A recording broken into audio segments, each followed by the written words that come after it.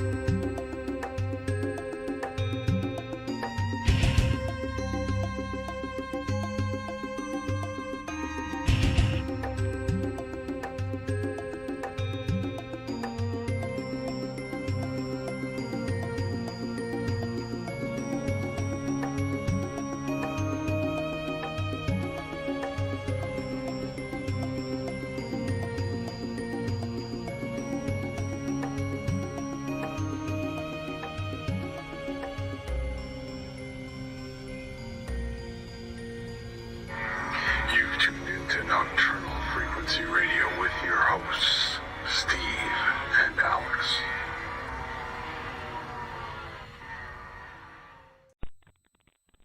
You are listening to Nocturnal Frequency Radio, hosted by Steve, Jenny, and his satanic assistant, Alex Fontini, both of whom can't go into churches without vomiting. Hello, good evening, good morning, good afternoon, wherever you may be around this wild, wacky, and sometimes disturbing world of ours. Yes, that's the intro to the Mindset Podcast, a weekly attempt to open eyes and shedding light on what's really going on in the world, all done by ripping apart the media madness that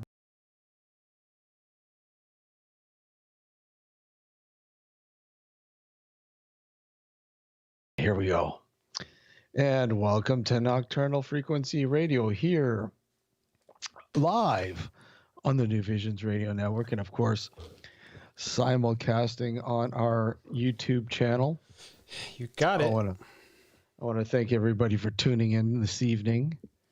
Amidst the Super Bowl games, the NFL football playoff games, I mean.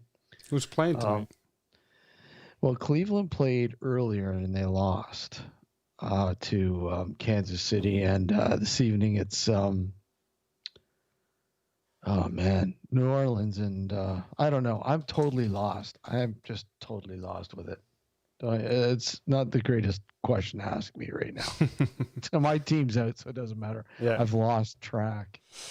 And before we go any further, let's get everybody to subscribe and like on the channel. Like the video, subscribe to our channel for more updates, or whenever we go live, you'll be notified if you subscribe, and click on the bell notification. Yeah, don't forget, if you're watching us on YouTube. Those of you who are listening to us live on the New Visions Radio Network, tonight we're going to kind of like premiere something a little special from the upcoming documentary, The Dark Woodlot. Just a little excerpt. They won't be able to hear it. No. That's what I'm saying. Yeah. You have to watch us on YouTube. Yeah. If you're watching us on YouTube, you'll get to see the sneak preview. It's only small. It's nothing major. Yeah. But it's one of the more intriguing points of this experience so far, I think. Oh, yes. Definitely. And let's just say the answer is still open. We don't know. We're not going to say what the preview is going to be about, but all we can say right now is there is still not an answer. So for all of you listening on New Visions Radio, why don't you also open up a browser to our YouTube channel and just watch it while it was on, then you can go back and resume with New Visions. You can do it that way too, exactly. Or just watch it after the fact. Yeah. I mean, we could possibly upload it to our YouTube channel, so if you want to watch it later on, then you can do so. We're sitting on the fence about it, but we'll see. Mm-hmm. We'll see. So, what's new, Alex? Hang on. No. Come on. I have it set up here. No. All right, fine. No. Fine. Nothing. Okay. Nothing. Now you can... I just had to do it. Yeah. So we're now basically in another full lockdown, almost. Pretty much. Modified still, pretty much modified though. Yeah, it's not exactly the same as the first time around, but it's close. No, it's close to it. I mean, people are crying police state.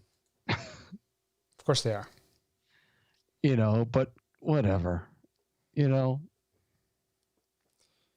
if people had listened in the first place, then it probably wouldn't have to get down to this. Exactly.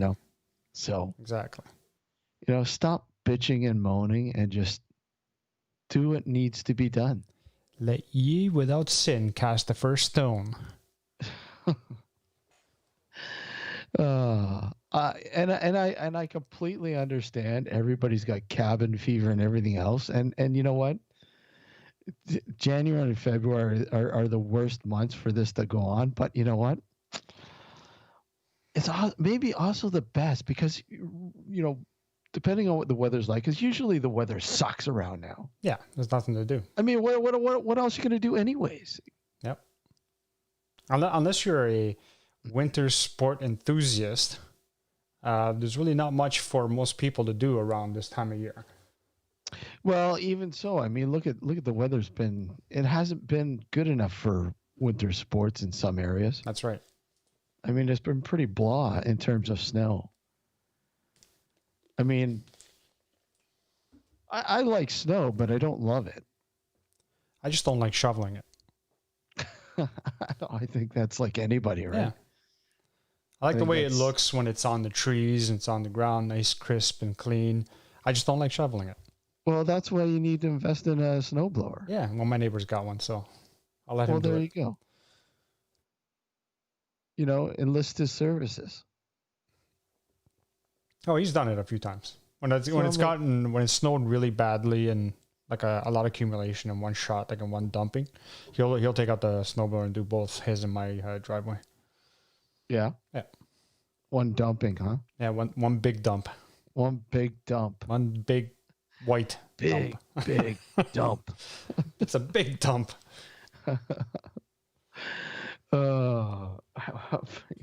Yes, we're very mature, folks. Yes. For those of you who have not been listening to us for 13 years. It's been, 13 years. Wow. I know. I still remember the day I met you at the customs house. Yeah. It's funny. I was kind of reminiscing a little bit about the show, earlier today. And, I was thinking, I kind of miss having people like Chris Hawley on the show. I know. And Joe Burkhart, even though, we should try to contact them with the Ouija board. We should, hey guys, and of course David Front. Yes. It's when we think about the history of the show, the past of the show, and some of the classic shows, those guys were a part of them. That's right, they were. And you know what? We've had them on multiple times for a reason, because they were always very good people to talk to and have just great conversations when it comes to the paranormal, and not just the paranormal, like even just other stuff too, right? They became friends to the show. Not friends to the show, sorry. Friends to us as well as friends to the show. They were, great. They became very good friends to the show and to us. Exactly. It's really, really too bad. But this is we find new guests and people that sort of slide into that. I mean, it's never going to be the same, but that's the thing, right? I mean, new roads, right? Yeah, exactly. New roads. We will discover new roads. Unfortunately, too many people who have come on to our show have since passed. Is it a curse? Are we cursed? We very well might be. I mean, we've got a list here. I know. I know we do. We got a running tally. List of people who have been on the show that have since passed on. Yeah. Oh my God. Let's see. Jerry E. Smith. Yeah. He was one of the first. Stanton Friedman. Yep. Joe Burkhart, obviously. Chris Hawley, and David Front. Yeah, but there was also that guy from New York. Which guy from New York again? The young guy. Oh, what's his name? CJ. That's it, CJ. Yes. CJ. Yeah, that's right. Yeah, he was real young. He was very young when he passed. Yeah. Very young. Very, very young. Yeah, it's really too bad. You look back and you remember a lot of the guests, a lot of your favorite guests that you've had on the show, and But we have I think we have a nice family here. People that continuously tune into the show or watch us on YouTube now, and that have been for a long time, and some guests that we have on, regulars to the show. That's right. I mean, people like the '70s porn star. Yeah. Yep. Some of you may not know who that is, but longtime listeners will know. Yeah, Richard Palmisano. Yeah. I wonder if he's ever going to live that one down. I doesn't look like it. No, exactly. But yeah, but I was also thinking too.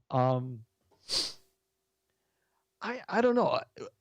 I think our way of looking at the paranormal has changed quite a lot since we started doing the show. Yes. And at times I kind of think maybe, are we just getting a little too harsh with things and negative with things and like, I don't know. Sometimes I kind of think that maybe we might be getting a little too negative with things. I don't know. What do you think? I agree. Am I coming through better now? Yeah. Okay, because I just figured out that Skype changed my settings on me.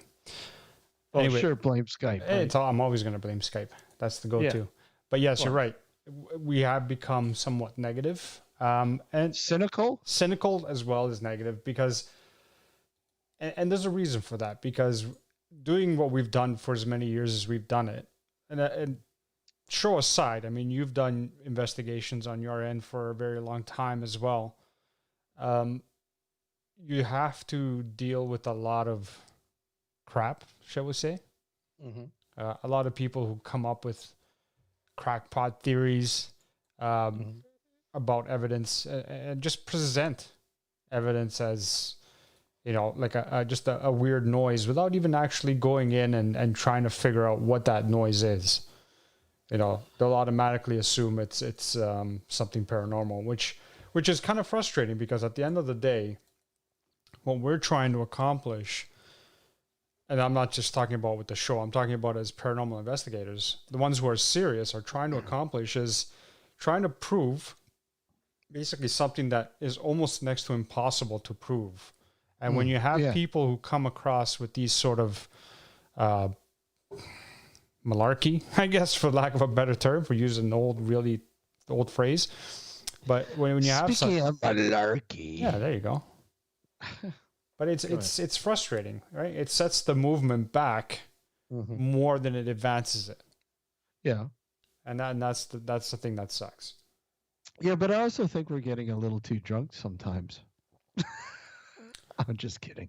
Yeah. But it's I think maybe, excuse me, are we becoming too biased? Maybe it's possible that we're becoming biased. If we see that, and I have noticed this. Don't get me wrong, I've noticed this as well. Where if it's someone that has similar views to us, we tend to kind of go easy on that person. So we gravitate to those, right? And we don't necessarily give other people. I wouldn't say we don't give them the time of day, because we give everybody the time of day on the show. We give them the chance to say what they have to say. Yeah, whether we agree with them or not is irrelevant. But personally, we don't give them the time of day. You know what I mean? If someone has a... So what are you saying? Our noses are stuck up in the air? Yeah, pretty much. No.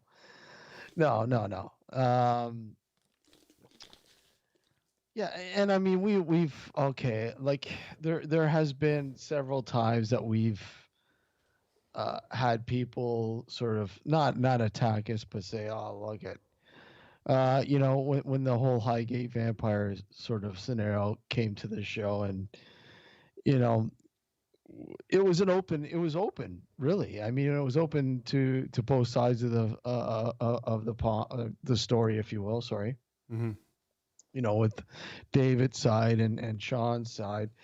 And we invited Sean on the show several times to come on and tell us about his sort of experience with the whole thing. But of course, he would never take up the offer simply because he felt that we were being too biased towards David's camp. Yeah. His story. Yeah. And I mean, these type of things that you have to deal with. And I mean, when you do a show like this, you have to be open. You really do. Yes, you do. You have to be open. So I'd like to apologize to those in the past that we haven't been open to. An open apology.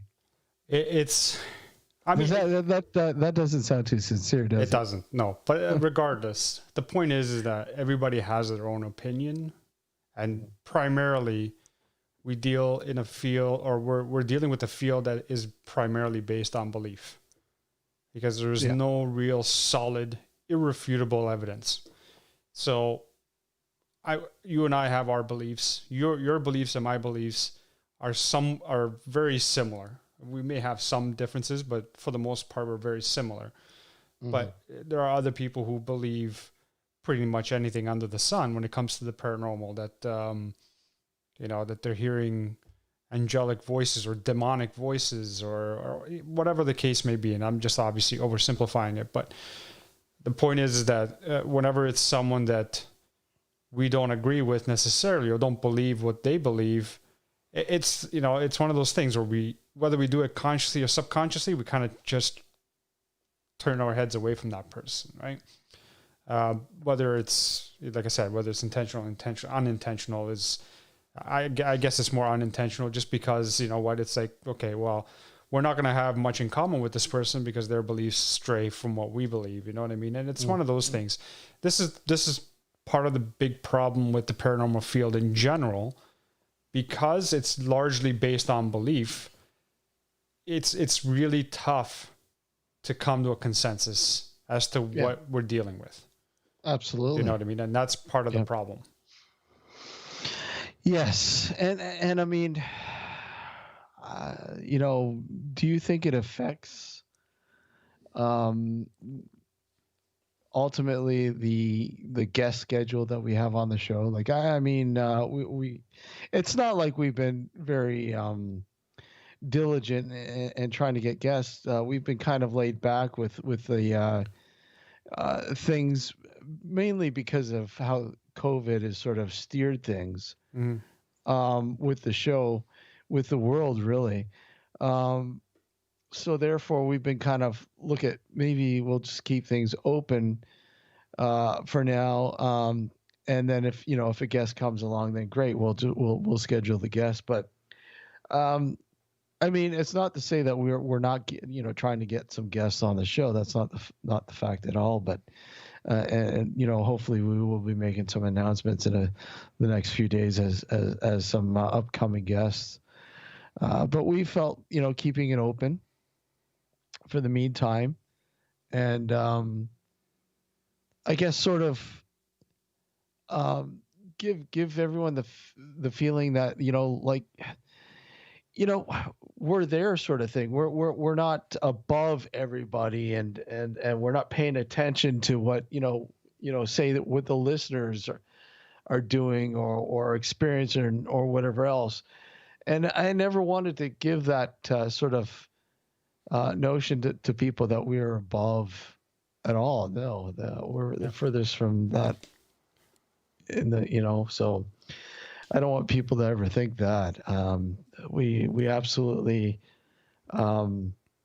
value what people say in our chat rooms. May it be on New Visions or our YouTube channel now. A lot of the guests and their opinions and their comments about the show. In fact, I don't know how many times we got to say this. We look to you guys, the listeners, for suggestions. And I mean, it's just been really quiet. Mm-hmm. It's been really quiet. I mean, you try to stir up some sort of, connection, but we're hearing at times a lot of crickets. Yeah. And let's be honest about that, because yeah, exactly. I mean, we do, obviously, there's been the long time listeners, but I mean, in terms of feedback and suggestions, and look at, we want stories, from people, and we don't hear anything really. It's I don't know, kind of makes you think at times. Yeah. I agree. Huh? No, I agree with you. I mean, I don't know about you, but I think it kind of makes things flow a lot better when there's some sort of feedback. Mm-hmm. And I hate being like this, but I mean, I love doing this show, and I know you do. Yep. But I mean, guys, be more vocal. We want to hear from you guys, stories. And I think the best way to do that is to send them to the email address instead of Facebook, to be perfectly honest with you. It's easier to, because on the Facebook group, you can post articles, you can post pictures, you can do whatever you want, fine and dandy. But I think it's a little bit better if you were to just email, like if you have a story that you want us to relate, or if you want to come on the show, whatever the case may be. And you don't have to come on the show via video. I know we do a simulcast now with YouTube, but like when we had my friend Kevin on, we had him on the phone, and we didn't have his video feed. We just had him on audio. So if you want to come on and relate your own story, by all means, you can do that. And email us, at nocturnalfrequencyradio@gmail.com, and we'll go from there. And the one thing that I've always wanted this show to be about is about things that are against the norm, in terms of, sure, it's about the paranormal, and that's the primary sort of aspect of the show, and always has been. But I don't know about you, but I get tired of listening to the same thing over and over again.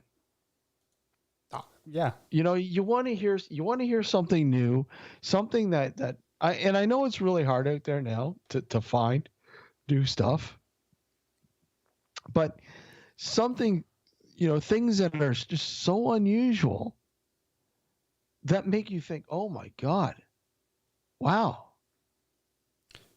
And I think this is where the user submission thing would come in handy, because, and there's multiple ways we can do this. You can either email us your story, of what happened to you, or maybe someone close to you, and one of us will read it online, or on air rather. Or you can come on the show yourself and relate the story. I mean, you don't have to be on for the whole show. You can be on just to relate your story, and then off you go. There's multiple ways we can do this, right? I mean, does anyone use email anymore? I would hope so. Yeah, I know. And once again, the show's email can be found on our Facebook group. And of course, it's nocturnalfrequencyradio@gmail.com. A story. If you don't want to relate it live on the air or whatever, don't want to post it in our Facebook group or wherever, then email it to us. Yeah, and if you don't want us to relate your name, just tell us you don't want your name read, and we'll leave it as anonymous. Yeah, I mean, it doesn't have to be a story. It's just, a subject that you're really fond about, or you're really interested in, you want to know more about, and possibly, a guest or two or whatever that you'd like to hear on the show. We'll do our best to bring a guest or a similar guest on the show to talk about that stuff. You know, but I mean, it's like at times I feel like I'm so lost with the paranormal now, just because I guess maybe because it's been just like a recycled heap of junk, really. It has. Yeah. I mean, there's very limited new things that are occurring in the paranormal. It's all, just like you said, recycles. Um, which is why we're personally anyway. I'm interested also in topics that are not technically paranormal, but you can kind of classify it like the mystical side and metaphysical and all of that stuff. I mean, anything to do with esotericism. We've had guests on like that before. There's nothing to prevent us from having guests like that on in the future either. So if this is something that you're interested in listening or finding more about, let us know. Absolutely. Yeah. I mean, the key is, we could flap our gums about whatever and anything until we're blue in the face. But I mean, let us know you're there. Yeah. Let us know that you're there. Let us know that you're listening. Let us know you care. you know, and guys, it's you to us, you're the most essential part of this show. Yes, agreed. If it wasn't for you guys, honestly, and I've said this a million times, I wouldn't do this. And it's like, what's the point? And you know what? Just to prove to you guys that we're doing this because we know you love listening to the show. Steve and I both wouldn't have invested in like a new microphone, new stand, new equipment to be able to do the show if we didn't think you guys were interested. We wouldn't have been on the show or on the air for 13 seasons if we didn't think you guys cared about the show. So we know you guys care about it. But at the end of the day, I know you guys also don't want to hear Steve and I just flapping our gums, as he put it, repeatedly about the same stuff. So we want to make sure the show is enjoyable to you who's dedicated to listening to the show. So just throw us some ideas, throw us a bone. It doesn't have to be a story like Steve said. Just throw us some ideas and we'll see what we can do to accommodate. Like, I know we have to be a little bit more diligent in terms of letting you know if there's a show or not. I think that's one of our flaws. I know that we're kind of a little too laid back, and maybe we maybe we'll start promoting stuff on, say, Wednesdays or something like that. Once we have our idea, we'll run with it, and then we'll let you guys know come Wednesday, because I know a lot of people have no idea. Okay, are they doing a live show or not? And that's the thing. I mean, I think we're kind of been a little too laid back with that, right? Yeah, we have. Sometimes we wait until the 11th hour before we post about going live. Oh, and we'll have to once again wish longtime listener Redmond a happy birthday. That's right. You didn't think we'd let that one slide by, did you, Redmond? Yeah, so happy birthday, Redmond. So, and that's another thing. Let us know if it's your birthday. We'll say happy birthday to you. I remember. No stripograms, though. What? No stripograms. Yeah, you don't want to see Steve or I naked. Trust me. No.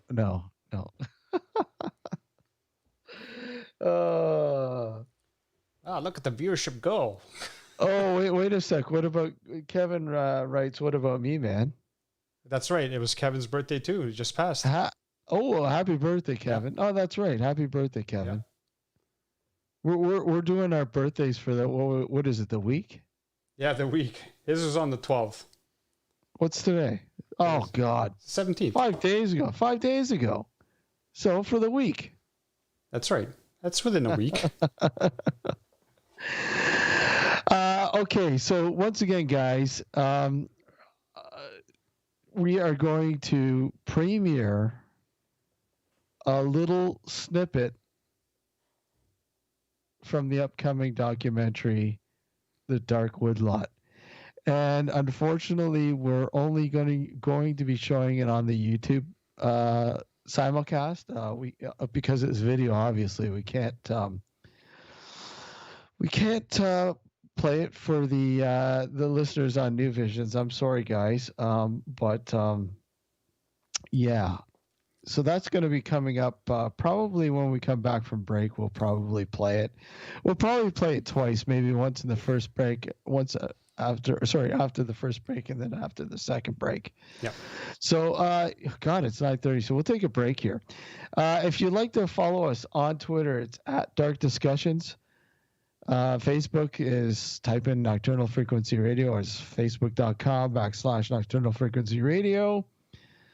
And of course, Instagram. And if you're not subscribed to our YouTube channel, please subscribe and like the show tonight, guys.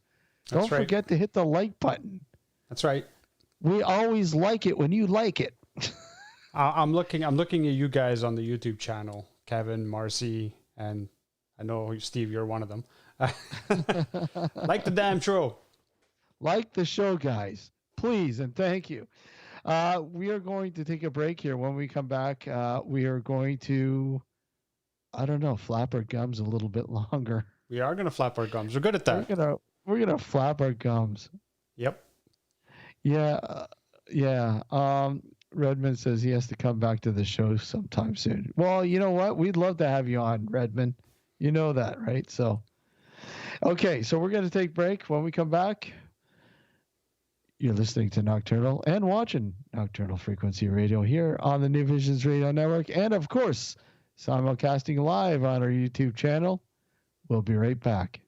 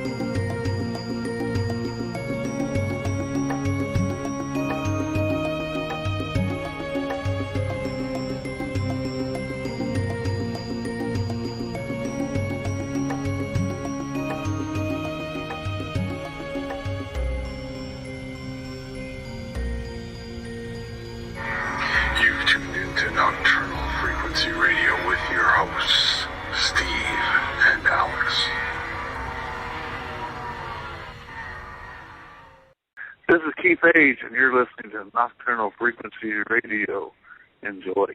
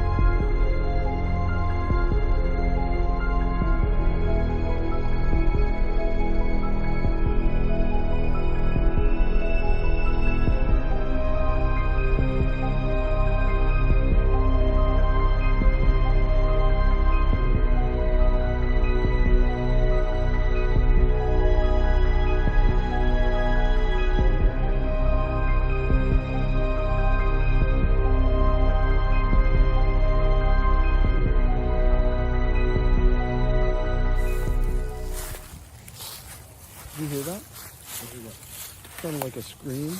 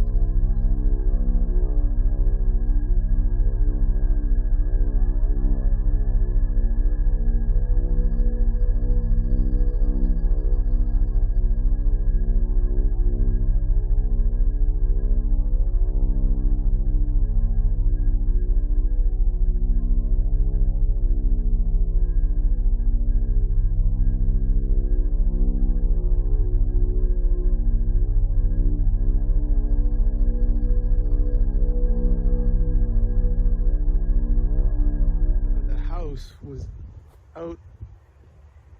You hear that? Guys, over here. Again, that wailing noise. Look, what's that? What's that? There was something fucking moving over there. You see that? You saw that, right? It was fucking white.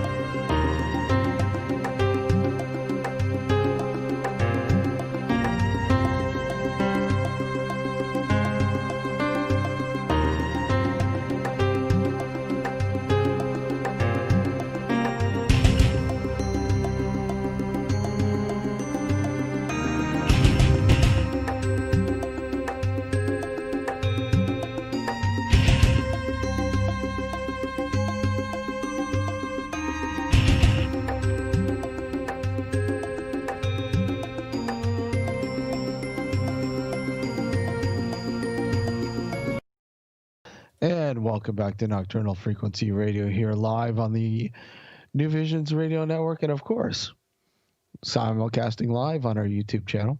YouTube has come a long way too, man. Yes. Of course, when YouTube was first starting out, man, it was like the internet, really. It was just a wild west. Oh, yeah. And it was amazing the stuff that you're able to find on YouTube. Of course, a lot of it's been like taken down now, but due to copyright infringement and all that kind of shit. But oh man, it was so, there was so much shit on there. Like you could literally search for anything that you think would be impossible and it would show up. Full episodes. I remember there was this old TV show shot in Canada.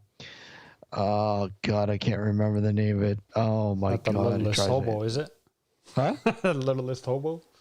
No, not the Littlest Hobo, but it was about this kid who he was a shoeshine boy, and he was basically and this was set in I think it was like the mid or late 70s when this was shot, and he was being bullied by a kid, and he's running away from him, and he went and hid in this old warehouse, and he went up to the top floor, and the top floor there was this old trunk, and he hid in the trunk, and the next thing you know, he climbed back out, and he was back in the 1800s. And he starts to befriend this medicine man, this traveling medicine man, and really cool show. And you know, I can't remember the name of the show, and when I do, I'll Thomas, I can't remember what it was, but it was a cool show. But to try to find every episode now, you can't find them. I know. You know? Or if they're on there, it's behind a paywall. Yeah, well, it was on YouTube for the longest time, and now they've been taken down. It's too bad. Anyways, okay, so we are going to premiere a clip. Yes, we are. From the upcoming documentary, The Dark Woodlot. And let me tell you, folks, we haven't finished shooting yet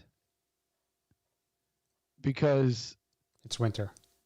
Well, yeah, it's winter, and you know what? There's an element that we discovered that have kind of it's intrigued us, and we need to know more because there might be a connection. And you'll get to see a snippet of that very shortly. You get to see a snippet of it, yeah, very shortly here. And again, sorry, folks, if you're listening to us on the New Visions Radio Network, unfortunately, you won't be able to hear it. You can only see it and hear it, experience it on our YouTube channel. We might have it uploaded later on to YouTube, so if you don't catch it now, you might be able to catch it on our channel later on to see it. So, yeah. I don't know. Do you want to play it now? Yeah, we could play it now, but I just want to point out the comment that Ron left. I don't know if you saw it. He says he sent some music today. Okay, cool. Yeah, I haven't checked the email, so I will check the email and let you know, Ron, if we received it. Okay. Okay, so here we go. So I'm going to play the clip now. I'm going to mute our mic, and then once we finish the clip, we'll come back and discuss. And as you can see, I don't know what kind of bone this is. It's rather big. If it's a deer bone, an animal bone, hopefully it's an animal bone and not human. But I think we're going to have to report this.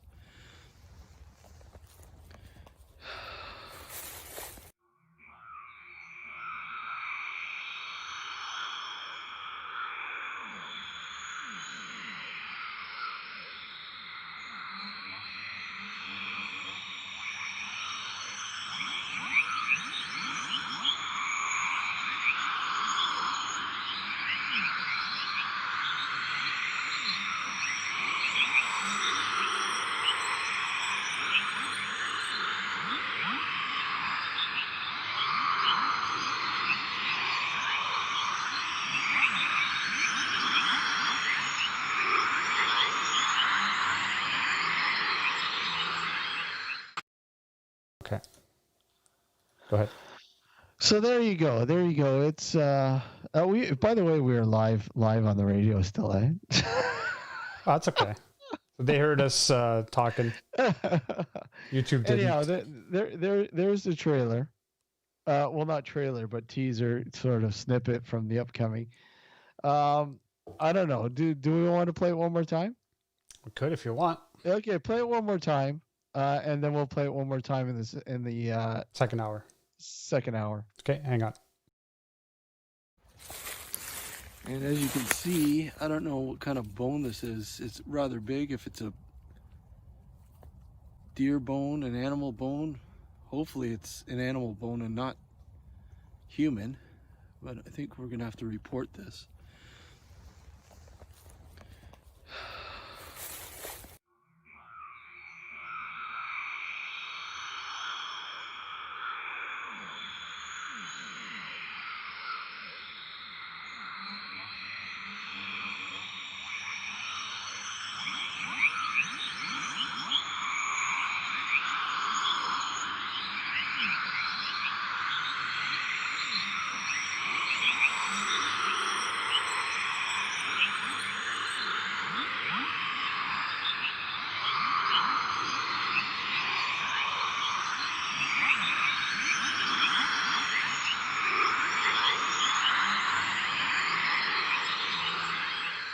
Okay.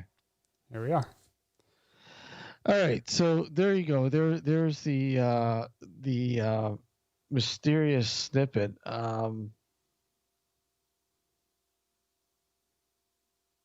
Mars, we can't tell you that. You'd have to watch the documentary. You'll have to watch the documentary.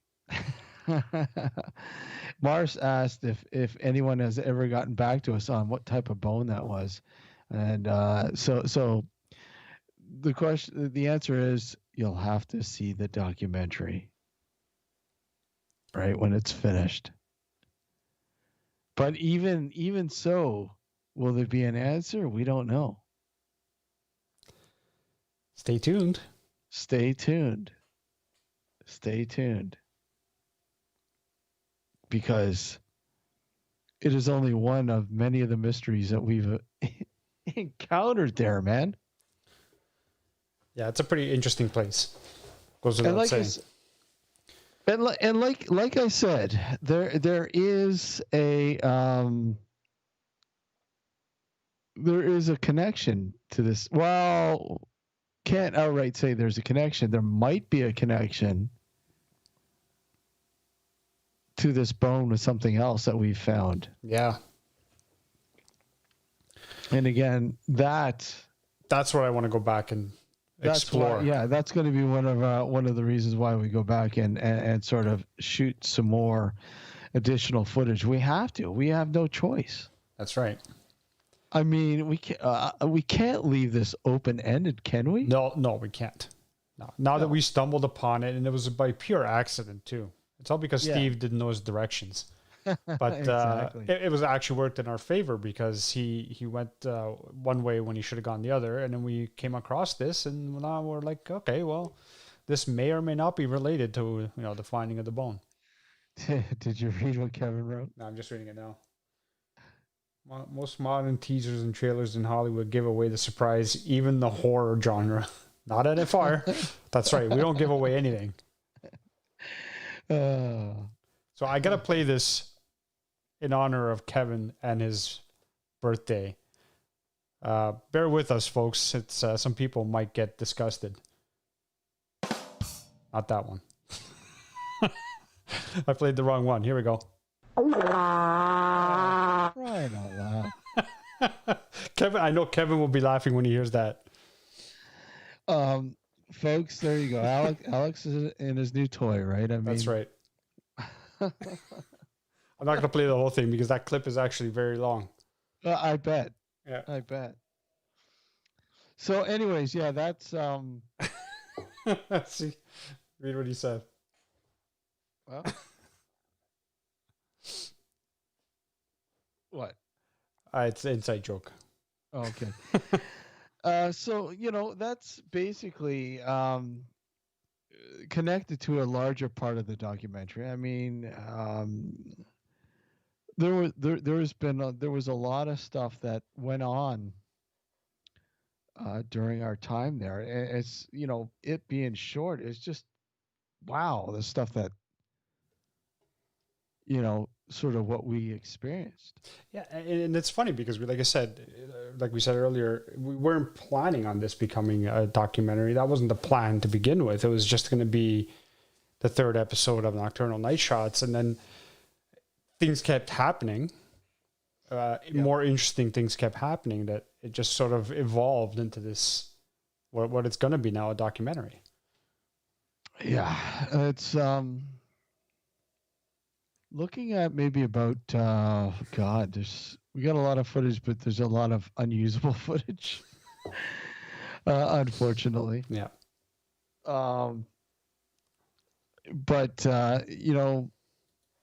there's no bad footage, obviously, but still, this sucker might run about 85 minutes. Yeah. Give or take about 85 minutes. And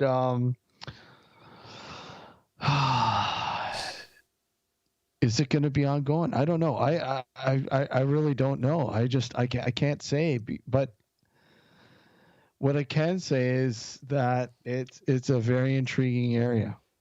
We should at one point. I mean, ideally, it'd be best if once the pandemic's done, and we're more able to freely roam around. But there's a couple of wooded areas around where I live.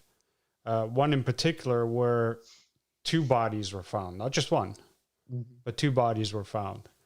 So it'll be interesting to kind of go there and do sort of an investigation there to see if anything comes of it. So what are we going to be called, the woodlot hunters? Yeah, why not? We only investigate woodlots. Nothing else. That's right. We don't want to go to your house. We only want to siphon through the woods at night and rub our asses with leaves.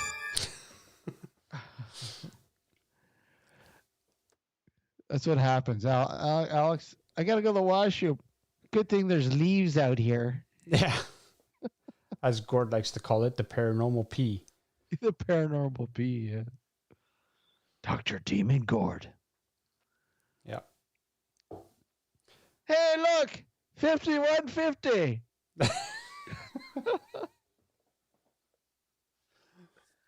You guys had to be there.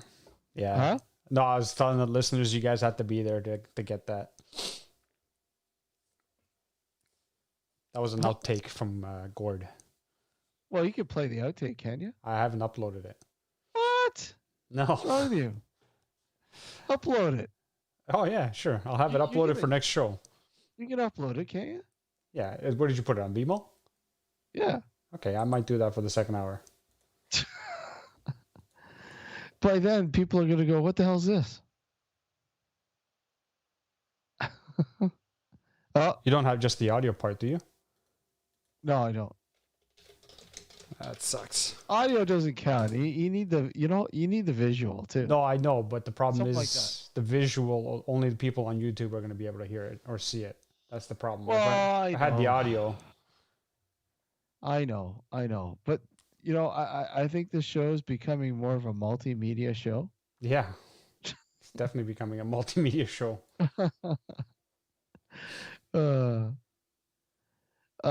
Yes, as we're live in the studio, you can actually see. You know what we should have. We should have thermal cameras, so every time you fart, you can see it.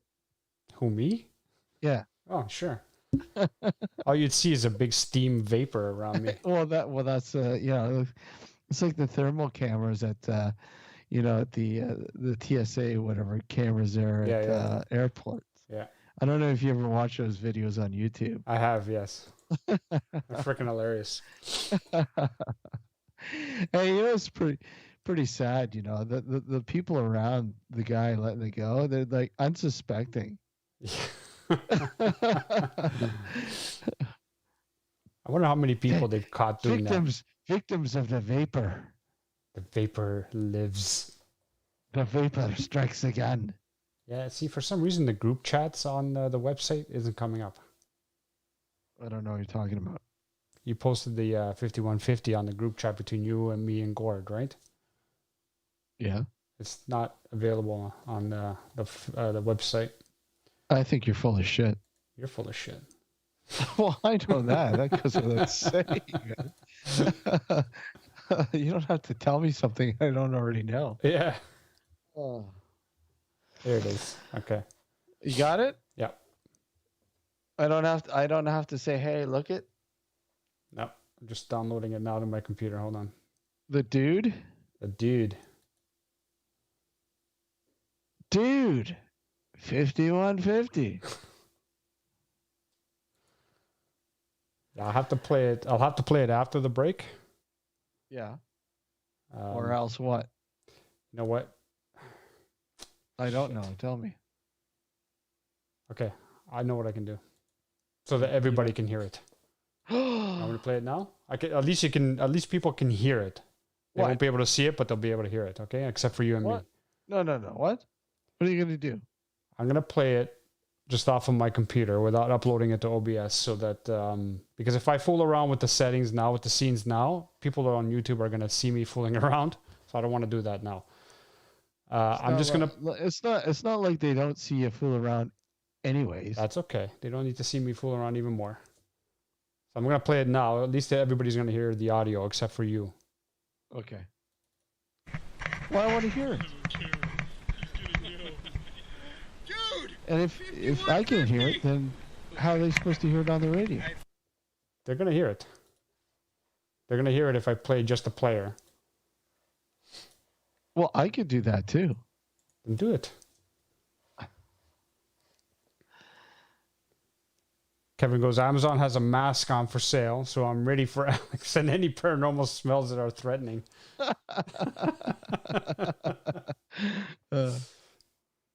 Let's not get into your bodily functions, Kevin.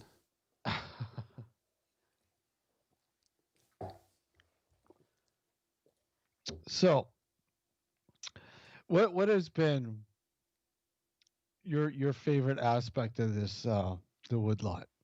Just the general atmosphere of the place, and then not just the atmosphere alone, but just also the fact that whenever we go there, something different seems to happen every time. Whether it's audio related, whether it's just sort of finding stuff like the bone, that kind of stuff. Running into a coyote. Speaking of that same night with the coyote, that particular moment when we're in the second, like the other section of the woodlot. Yeah. And the fog was rolling in. Yeah. Right. That was awesome. Mm-hmm. You could literally see it creeping along the forest floor. Yes, you can. And I wish we had a camera able enough to capture that. I know, but the problem is you'd need an infrared camera, I would think, or not an infrared. Sorry. Well, no, you need a low light, low lighting, low lit lens capable of picking up low light. Yeah, it's. Imagine being in there when it is foggy. Oh, that would be awesome. It would be. Well, the best time for that would be late October. Yeah. And we were in there at the time, but I mean, the weather's been so whacked out that perhaps maybe I'm thinking maybe April. Yeah. Late March, early April, into mid to late April, that perhaps when things start to get, warmer during the day, at night, you're going to get that fog. You're going to get that mist. Yeah. When it starts to cool down. It'll definitely be interesting to be. It would be very interesting to be there when it's foggy, for sure. Well, hopefully, weather permitting, and how COVID is at that point, that things will be ideal for it come, March, April. Yeah. Hopefully we're not having to deal with a lockdown and everything else, and we can do this. Get some really, really good footage. And more. And more. And so much more. So much more. Hopefully some more concrete evidence. Well, I mean, that's obviously, That's the goal. That's the goal, but I mean, that's not necessarily always easy to sort of achieve with the paranormal, right? That's right. Obviously things are explainable, but there are certain things that have happened there that just, I don't know. I really don't know. Like, analyzing the knocking and everything else, the waveforms don't register, which is odd. Yeah. Very odd. And we all heard the knocking too. We all heard it. We all heard it. Yeah. But when you analyze the waveforms, they're non-existent. They're not there for those particular for the knocking and some other stuff, which is just. Are we dealing with a dimensional thing? It's possible. I mean, imagine if that was the case. Imagine if we were dealing with something, an area that was dimensional in the form of, say, a portal, if will, or a ley line, or something that was able to sort of give us a sneak peek into another dimension, if you will. Mm. That would be awesome. Alex is like, come on, let's be fucking realistic here. Yes. As he takes another sip of 40 Creek. I would love nothing more than to be able to experience something like that. I know. And is this a possibility? Of course it is. Anything's possible. Anything is. And that's what I mean. There's just so much that has gone on while we've spent time there shooting and everything else. That is this a possibility? I don't know. I mean, that's only one theory I can think of. Yeah. Only one of many, obviously, but one that is as way out as it sounds. It is certainly a possibility. Mm-hmm.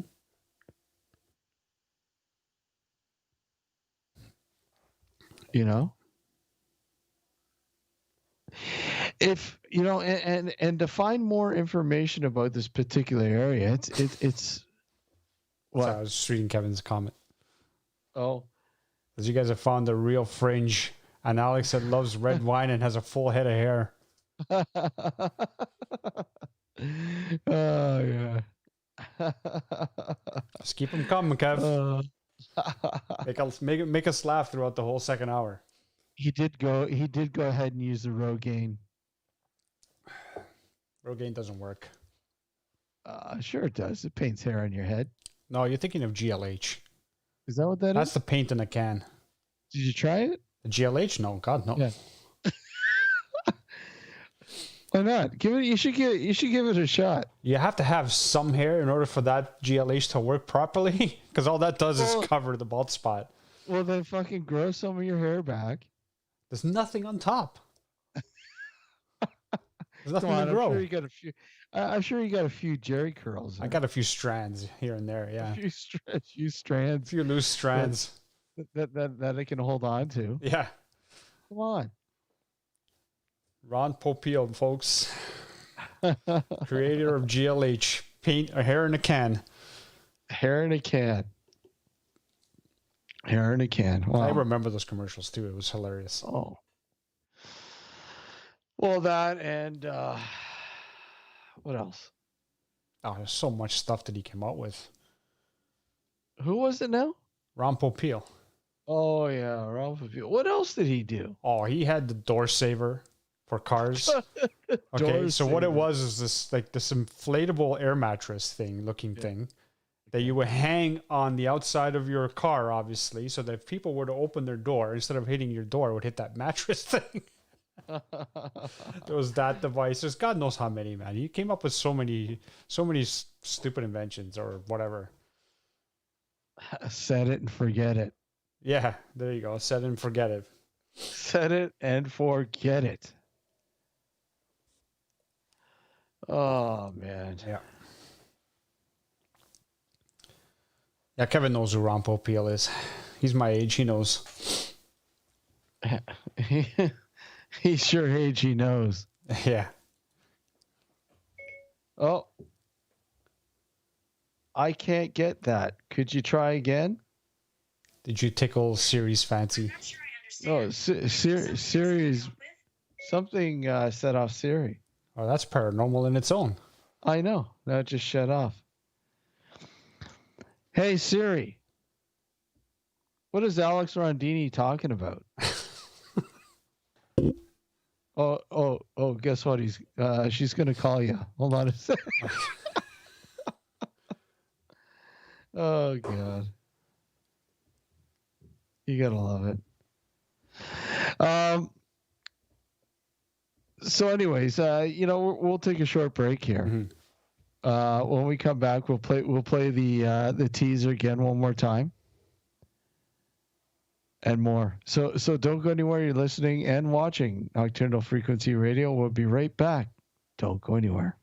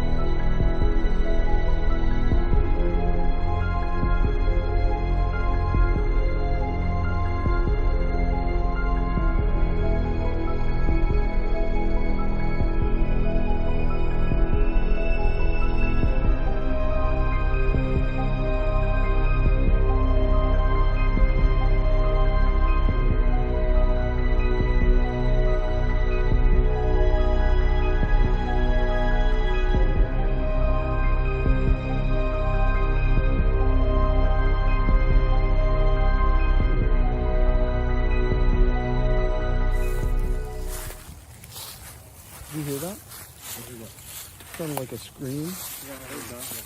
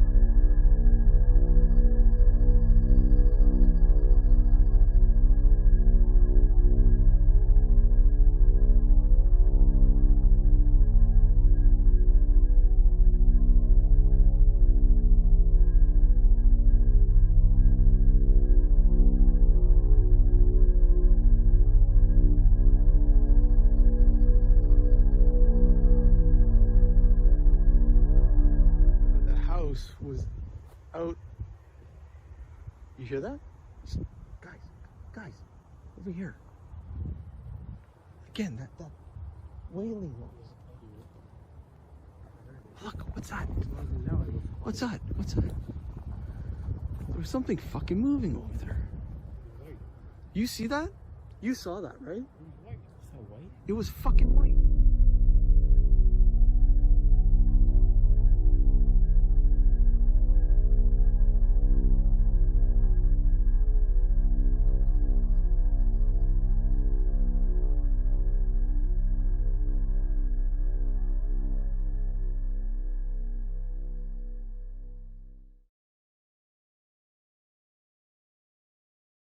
Oh, that.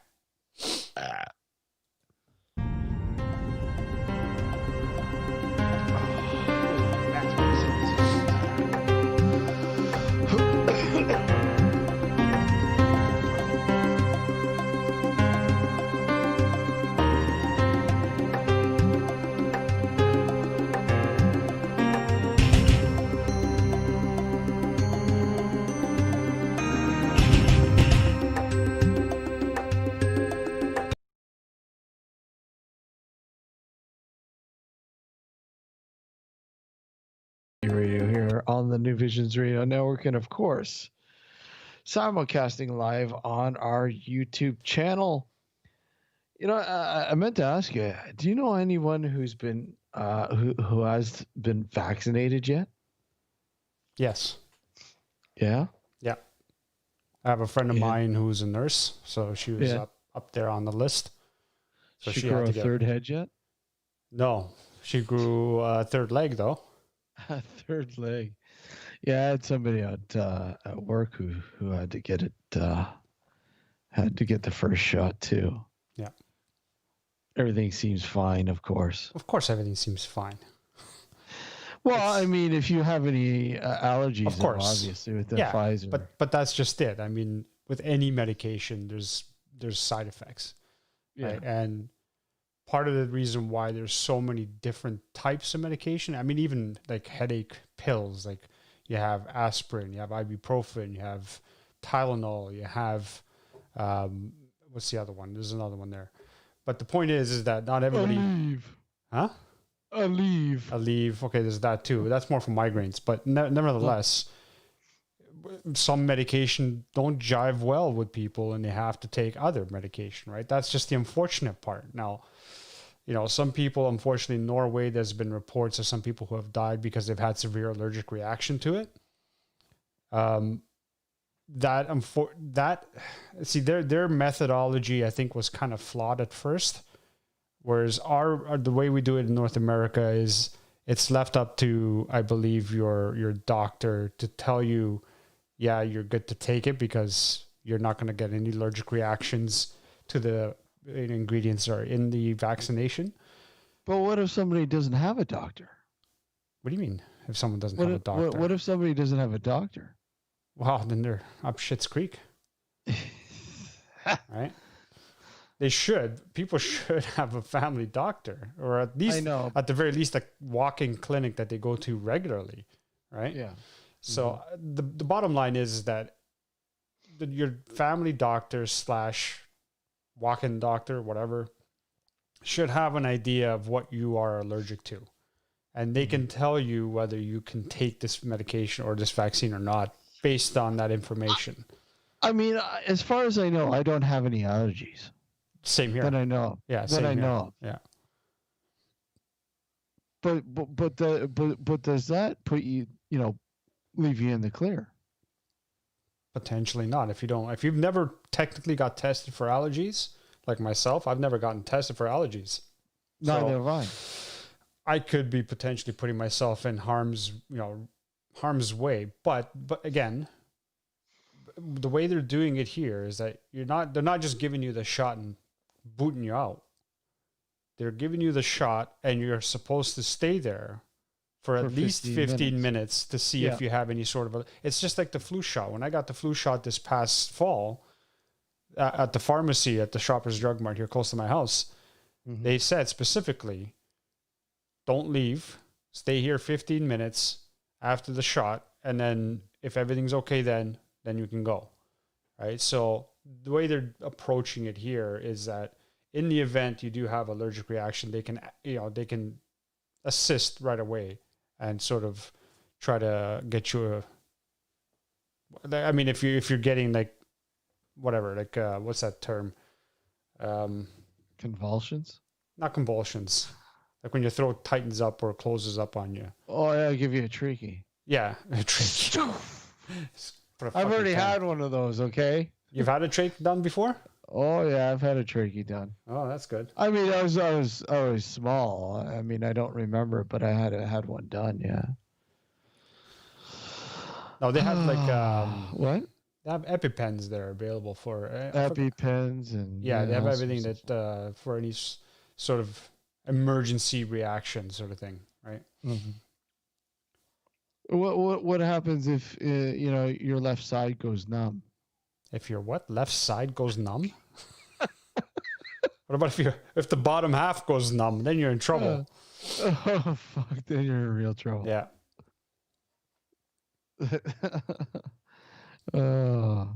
You know what? It's funny how some of the stuff I've read online. Okay, like what? Like I'm talking about, like some of the people saying, "Oh, I'm not going to take this vaccination because it's they're using it." The typical stuff like mind control and that kind of stuff, and it's just ludicrous. Well, there's one thing that people say. Well, they're microchipping you or they're chipping you. Again, essentially, when you, but when you look at it, that's essentially what's happening, because you got to remember this thing is going in and it's reprogramming your RNA, right? So you've said. No, I was actually talking to somebody who knows a lot about this, and basically that's what it's doing. What it's supposed to do, according to official documents, not some guy, is that it's supposed to invoke a reaction from your immune system by basically tricking it, kind of. Into and that's reprogramming your RNA. That's what it means. Right, but it's not what tricky. People think. No, it's basically it's not reprogramming it. It's teaching it to be vigilant against this. It's like any other vaccine, kind of. Well, it's not. No, because other vaccines basically use a weakened version of whatever it is you're getting vaccinated against. There is no other vaccination like this. In fact, this vaccination is the new methodology. Yeah. I think, in fact, Moderna was talking about using this method for the seasonal flu. Yeah. To better, for better vaccinations for the seasonal flu. Which makes perfect sense. It does make perfect sense. And I mean, most people have to understand now. You know, when you the technology now is if you're sick with something and they can personally design a treatment for you, that's what's going to happen. It's not about, well, we gave Joe Smo 50 milligrams of this. That doesn't mean that's going to help you. That's right. And they know that now. Yeah. Well, they've known that for a long time. It's just the technology just finally caught up. The technology there, and I mean, you look at, especially with, cancers, for instance. Yeah. The technology with what's called CRISPR, in fact, has been so promising that it has virtually eradicated many of the cancers in the body in mice. And now all they're trying to do now, and Moderna was actually one of these companies that tried using this technology with some vaccinations. They had to abandon it and redo it, and I think this is what they did with the COVID-19 vaccination. Their approach, and basically, CRISPR. If anybody knows anything about CRISPR is something that basically rewrites. It's nanotechnology that rewrites. It basically uses nanoparticles to go in and actually to do if you look at it at a microscopic sort of level, these things are nanoparticles, are like little worker bees. And what they do is, they're what's the word I'm thinking now? They're programmed to basically program you. Not program you, but to say if you have say a blood clot. Yeah. They're programmed to go in and to basically stop that blood clot. Or if you have a certain type of cancer, like you have a tumor, like a bowel or colon or whatever, these things are programmed to go in and fight and basically kill off that sort of destruction, if you will. And it's really neat how they've been able to sort of, but the thing is, they don't know how to control it perfectly yet, and that's the problem. Because you're essentially, of course, I'm not in, the all-knowing here with this stuff, but basically, this you got to remember, this is a foreign object. And when you introduce a foreign object into the body, obviously it's going to fight back. So I think that's the issue that they're having currently, is that they're trying to figure out how they can sort of introduce this into the body without the body rejecting it and sort of working with it. You know what I mean? Yeah.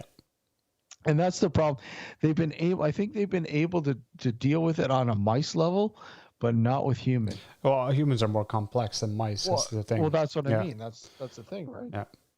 But this is the issue I have with conspiracies is that anything and everything can be made into a conspiracy if one wants. Right? Yeah. And I keep harking back to this because one of the most prevalent conspiracy theories that I've read about in the last 20, 30 years is, the one world government, the fact that they want to eradicate a good chunk of the population, kind of like what I want to do, right? Right now, yeah. Yeah. But that's their plan, is to basically cull the herd so that it's more manageable, so they can establish a one world government and sort of take over everybody's lives, so to speak, and make it this sort of dystopian society, right? But you look at it, if you look at the population growth within the last 20, 30 years, it's exploded. So, and I keep saying this, it's either they're really shitty at what they're doing, or there's actually no conspiracy behind that, or there's no validity behind that conspiracy, rather. Well, right? It's not so much a conspiracy, but I mean, the growth is very concerning, to be honest. No, I get that the growth is concerning. Don't get me wrong. My argument is the fact that we how long are we going to be able to sustain? We won't. But my point is the people who are espousing the conspiracy theories out there, about that sort of depopulation thing is a bunch of bullshit, really, because of the fact that the population has exploded in the last 30 years. Well, I mean, it's in due part to comments made by people like, say, Bill Gates, for instance. Bill Gates is a proponent of this, and he's made it well known of that he's population control. Yeah, you know what? And there should be population control. I have no problem with that, because you cannot let society in general have that much of an explosive population. We just don't have the resources on this planet. No, I mean, it's strained beyond the point. I mean, look at right now. Look at with COVID right now. Exactly. You look at the supply and demand. I mean, look at all the shortages out there. Look at all, That's what I'm saying. It's like, and it's one thing to say population control, meaning, it's kind of like what China did for many, many, many years. And I think they've kind of laxed on that recently, but they would only allow you to have one child per family to sort of control the population, because they have over 1 billion people in China, right? Well, they're in India, right? India's exactly. Same boat. So that's a fucking big boat. It is a big boat. But the point is that it's one thing to say population control, because you're basically saying, okay, we don't want the population to grow that steep, that quick.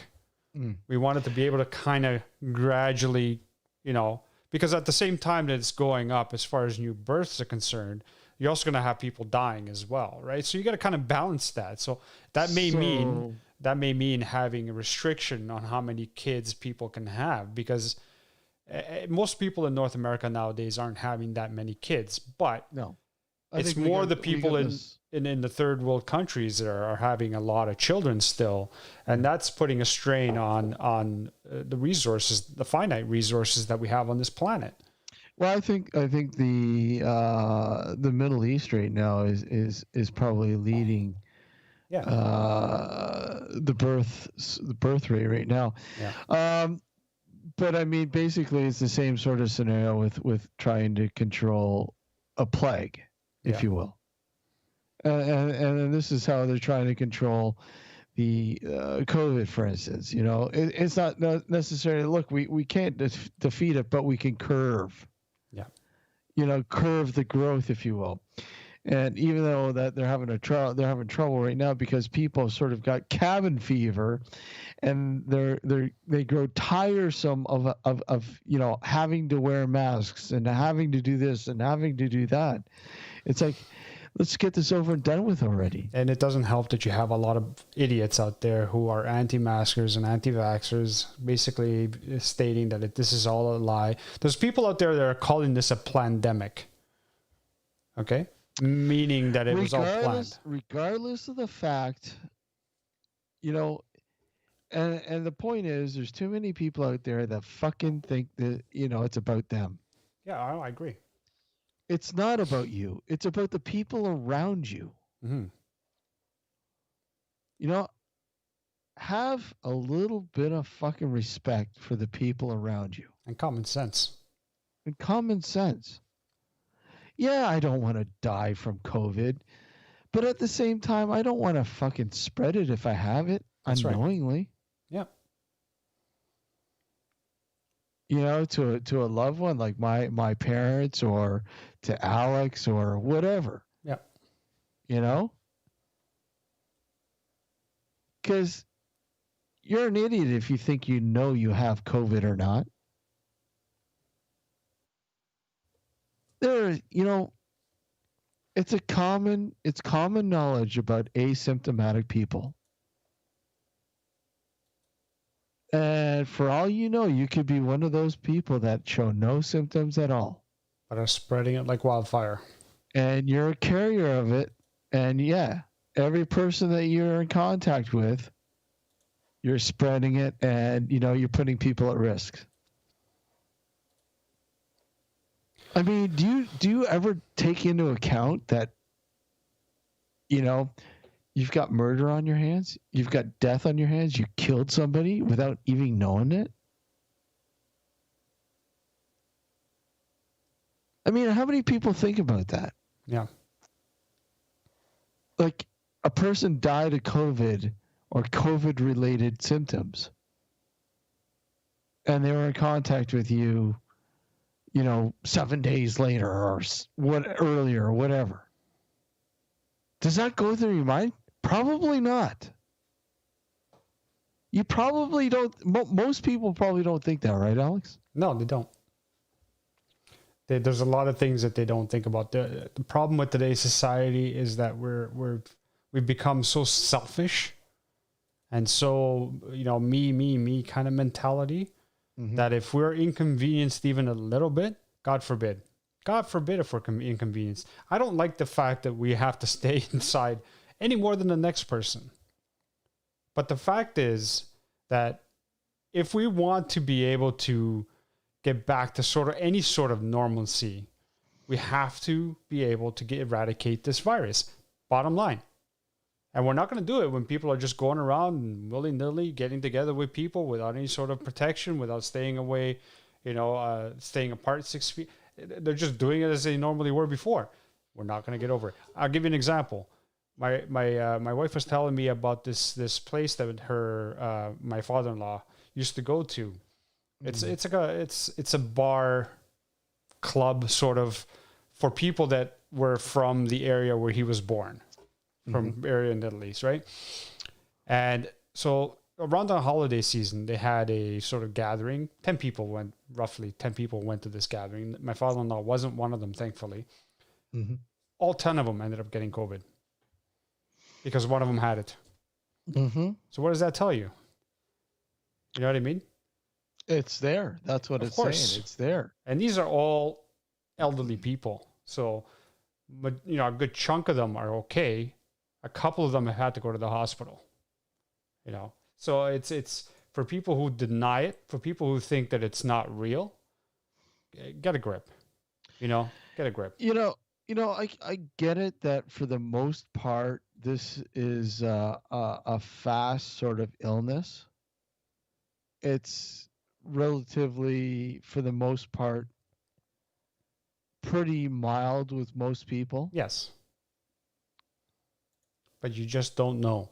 But you don't know. It's the same thing for the flu. I mean, you don't know. I mean, there are people, the flu can wreak havoc on a person who has some sort of underlying condition.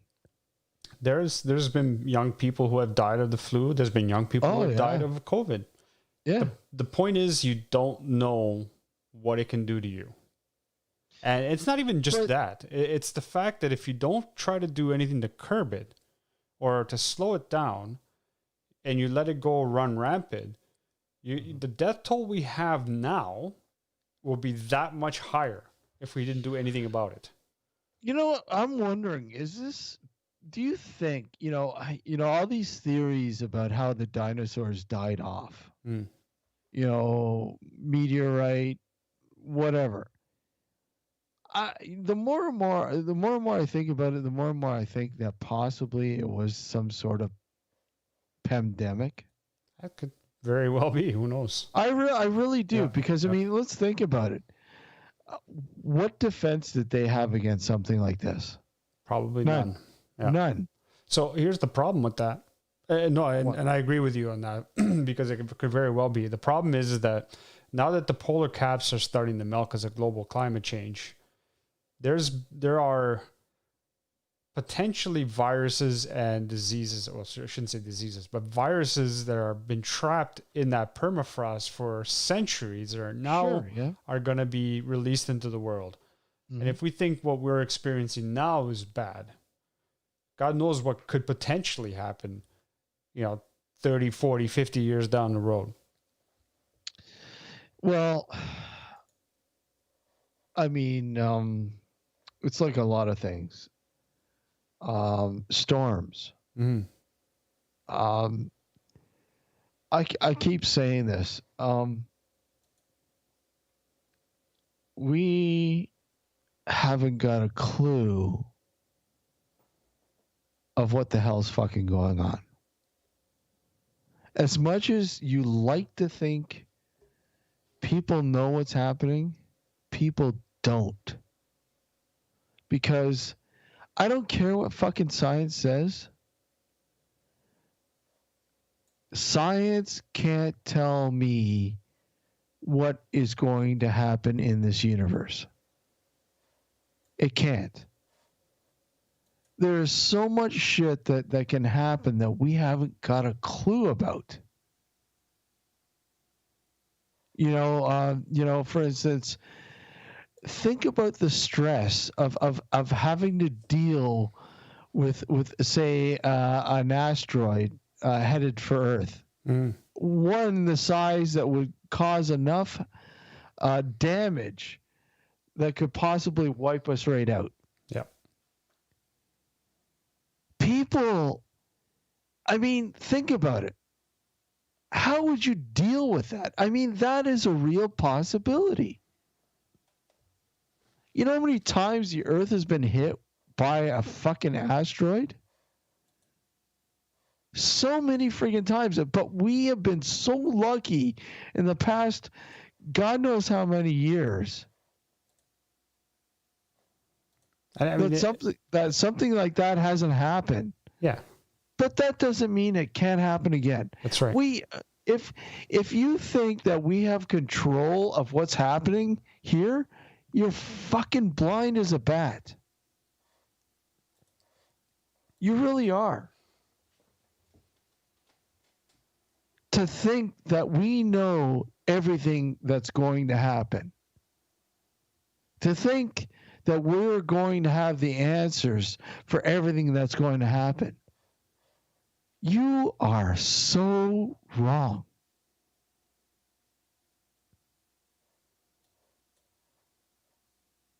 I mean, I don't know how many times, how many nights or whatever I've spent thinking about, look at, here we are on the spinning blue planet in the middle of this vast friggin' ocean, thinking that we are the end all be all. Yes, we're lucky to be living on a planet like this that has water, air, sunshine, and everything else that has come with it, that we've been able to reap the rewards for what the earth has given us. But to think that can't all be taken away from you in a split second, you're a fucking idiot. Mm-hmm. Wait, here we go. We've become Debbie Downers. Quick, change the subject. I call Bruce Willis. Yeah. So anyway, no, you're right, because there's a lot of things that can go wrong.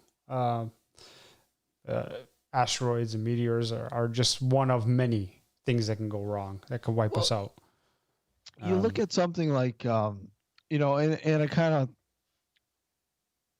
keep going to 9/11, but I mean, who would have ever thought that there would be a day when people would fly a plane into the fucking World Trade Center? Yeah. And create the commotion that created. The chaos, yeah. The chaos that created. That is only like a pin drop if an asteroid was to hit us, or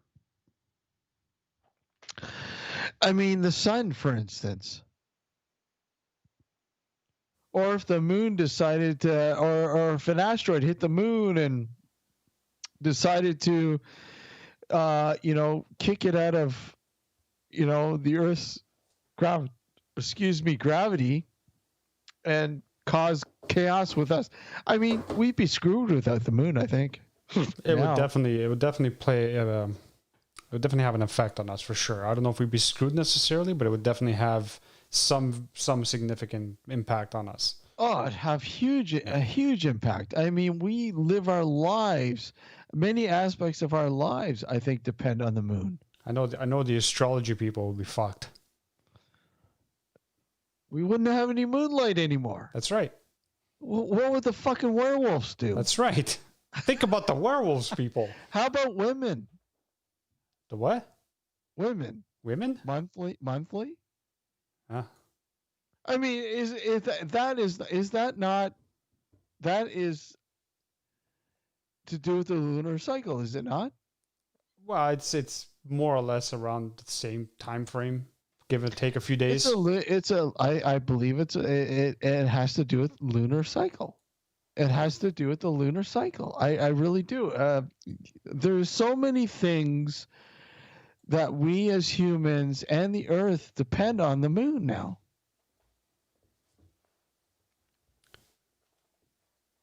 I depend on it to grow my hair once a month. Well, that's not helping. No, it's not.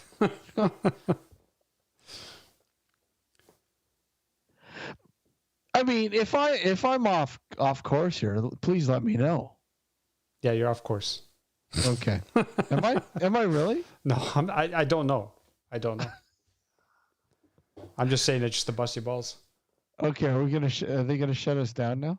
Maybe. That's reassuring. Yeah. You're being awfully coy there. Me coy? No. Come on. Perish the thought. Okay, we're gonna have to shut things down now. It's getting a little offhand here. Yeah. We'll have to change the topic, make it a more uplifting. We don't want it to be. Well, as Kevin said, we don't want it to be scary. We need to call Bruce Willis. Yes. So a couple of comments. Ron made a comment earlier. It's also a cultural thing. This is referring back to, finite resources. It's also a cultural thing, though. I've heard it said that a child born in America will use 70 times the resources a child born in India will. It's also a matter of being wasteful and over-consuming. And you're absolutely correct, Ron. Mm-hmm. Yep. We are definitely a wasteful society in North America, specifically in North America. The world. But more so in North America. We tend to overdo it in North America as far as like fast food. I mean, I've seen a lot of times when people like will buy stuff, try it, they don't like it, and they'll throw the whole thing away.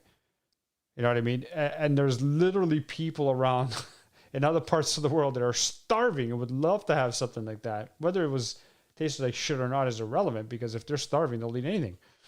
But we are that kind of society that unfortunately tends to like throw things away easily instead of, not doing so, obviously.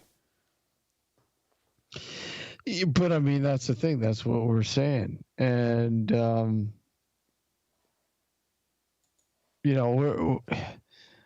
we just don't care with a lot of stuff.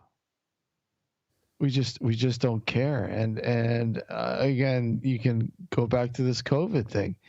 It's a whole, look at, I don't care about the people around me. I just care about myself. Yeah. Selfish. Yeah. And that's the way society is with a lot of things. Yep. It's like, we're growing here in the Western world into a pattern, a lifestyle that now, it's what I was saying, look at people were, yeah, buying their kids like Calvin Klein clothes when when they could buy, clothes a fraction of the price wherever else just because it didn't say Calvin Klein. Oh, but it had to say Calvin Klein. My kids won't wear it unless this is Calvin Klein. Yeah, because their kids give a shit. No, but that's the thing. It's not necessarily the kids, obviously. It's the parents. Yeah, exactly. It's the parents. Actually, it's funny you should bring that up because Lisa and I had this discussion not that long ago.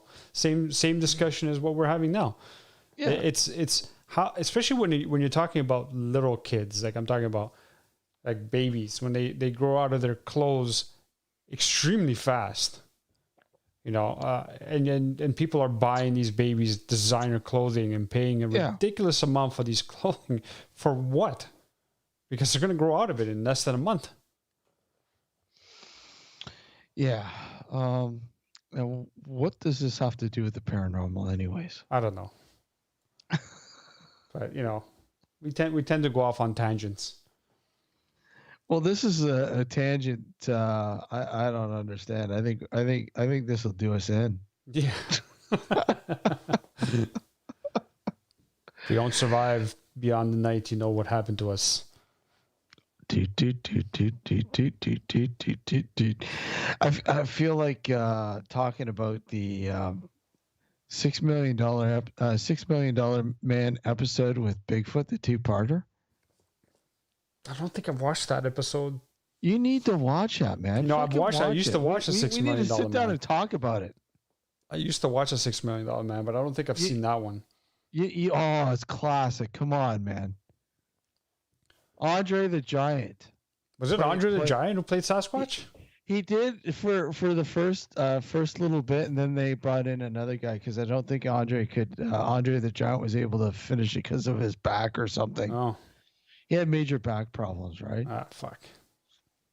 But he played the Bigfoot in the first part for most of it, I believe, and then they brought in another guy. But dude, you gotta see it. You gotta see it, man. A fucking classic episode. Two-parter. Yeah. No, I used to love watching the $6 million man. I just never saw that one for some stupid reason. Oh. Like when I think of the $6 million man, I always go back to that episode. And you know what I just found out? I gotta grab it. The Creature from Boggy Creek. Okay. It's now on Blu-ray, fully restored. Really? Yeah, I gotta grab that, man. That's have you ever seen that movie? Nope. Dude, come on. Kevin said, I think Steve lost all the female listeners, and Marcy said, no, I'm still here. No, but, The Creature from Boggy Creek, man, it's such a classic movie. Yeah. I mean, I know of it. I just never watched it. And if you remember, we had a guest on years ago, and we got to bring him on again, Lyle Blackburn. Yeah, I remember him. Yep. And talking about the creature from Boggy Creek. I don't know if any of the listeners have ever seen that movie, but back then when you were a kid watching this, you thought it was real. It was so real. It felt so real. And now for it to finally be restored on Blu-ray, awesome. You got to check it out, Alex. If you end up getting it, I'll watch it. Oh yeah, sure. Leave it to me to get it. That's right, because I know you will. That's why. Oh, I'll eventually grab it. Yeah. Oh man. Yeah. Talking about stepping off context here. That's all right. We have a tendency to do that. I think our longtime listeners are aware of that. Well, it's not the longtime listeners I'm worried about. It's the new listeners? It's the new listeners and potential guests that don't want to come on the show now because of us. Oh, God. if you'd like to be if you'd like to be a guest on the show, we'd love to have you on. Email us at nocturnalfrequencyradio@gmail.com, please. If you have any suggestions or stories or anything else that you'd like us to relay on the show, or any guest suggestions, or anything along those lines, email us at nocturnalfrequencyradio@gmail.com with all your suggestions, storylines, and whatever else.